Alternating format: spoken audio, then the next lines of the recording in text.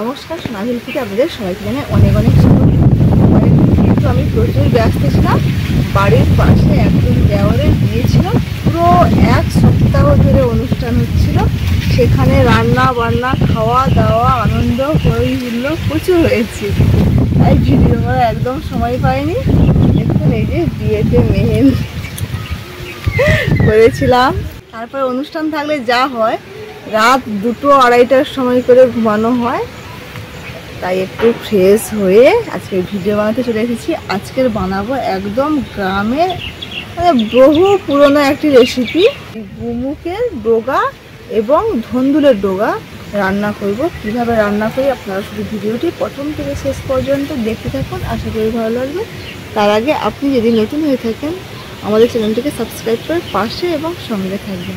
এখানে ধন্দুল হয়ে আছে, আর এক জায়গায় প্রচুর গুমুক হয়ে আছে।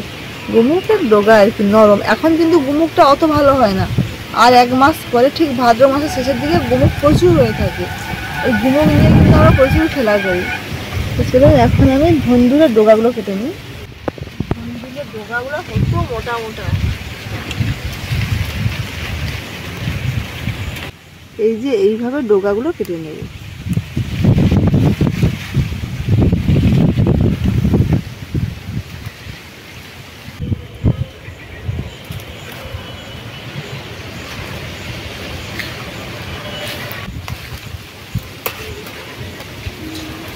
কত মোটা মোটা।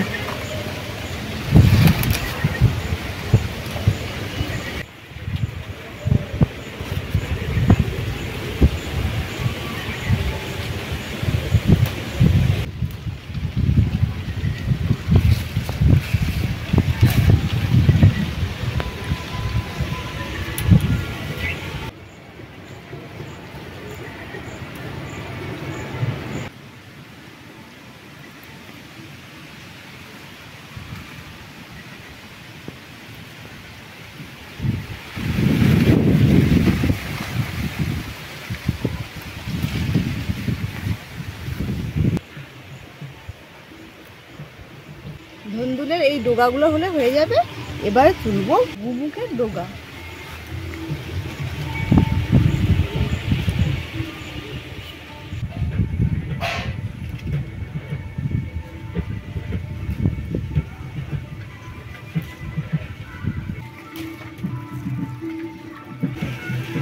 এই যে গুমুক গাছ, এর গায়ে কিন্তু কাঁটা ভর্তি।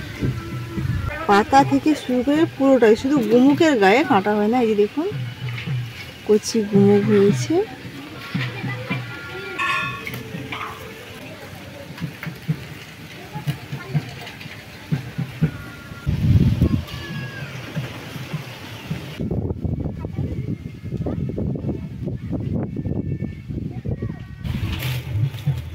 এইগুলো হয়ে যাবে। এখন চলে যাবো একেবারে রান্নাঘরে।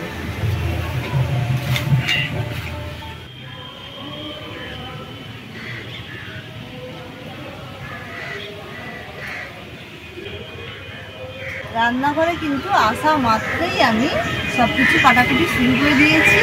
আজকে রান্না হবে এই যে ধন্দুল এবং গুমুকের ডোগা, তার সঙ্গে থাকবে আলু, বেগুন, চিচিঙ্গে আর চিংড়ি।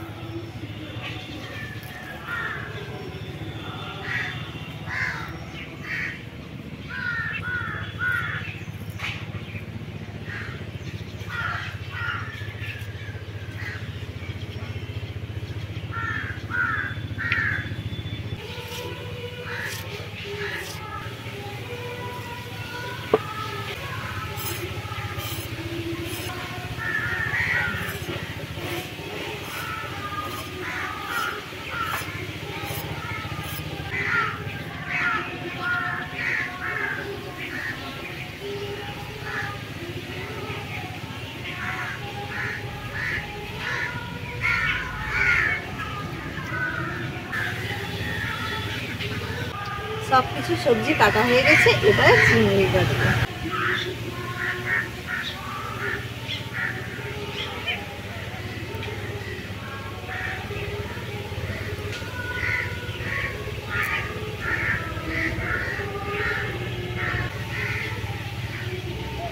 চিংড়ি এবং সবজিগুলো ধুয়ে নিয়ে চলে এসেছি।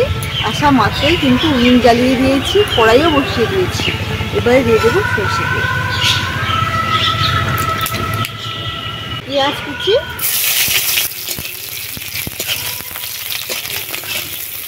পেঁয়াজগুলো লাল লাল করে ভাজা হয়ে গেছে। এবারে দিয়ে দেবো কেটে রাখা চিংড়ি।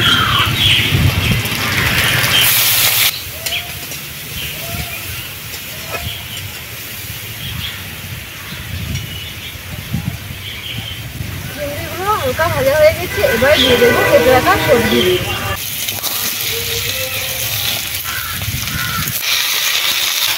স্বাদ মতো লবণ,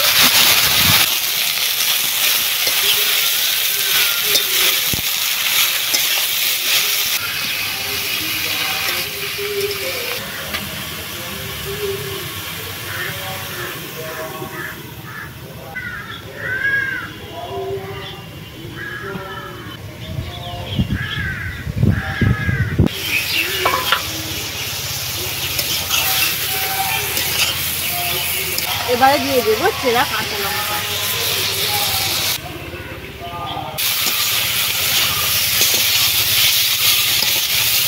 এবারে দিয়ে দিচ্ছি হলুদ গুঁড়ো,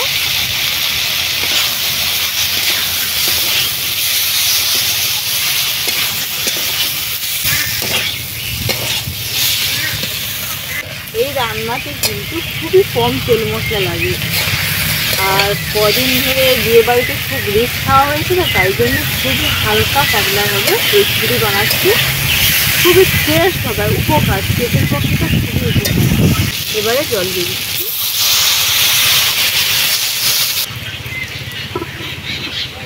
এদিকে এবার আগে মশলা বেটে নেব, জিরে এবং ধনে,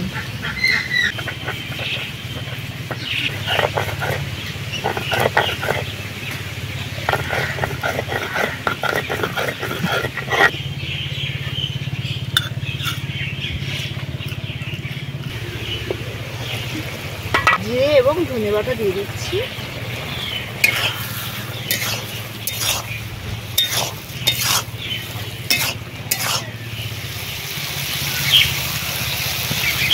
রেসিপিটি একেবারেই হয়ে গেছে, এবার নামিয়ে নেব।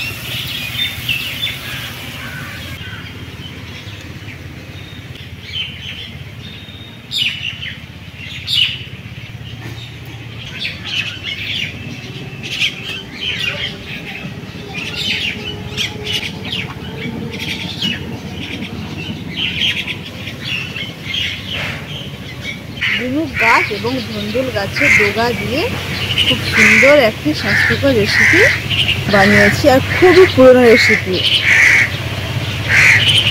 এগুলো কিন্তু আমার ঠাকুমা দিদারা খেয়েছে এইসব রেসিপি। আজকে আমি সেই রেসিপিটি আপনাদের সঙ্গে শেয়ার করলাম। কেমন লাগলো অবশ্যই জানাবেন। ভালো লেগে থাকলে অবশ্যই কিন্তু পাশে এবং সঙ্গে থাকবেন। ভালো থাকবেন, সুস্থ থাকবেন এবং সাবধানে থাকবেন। টাটা।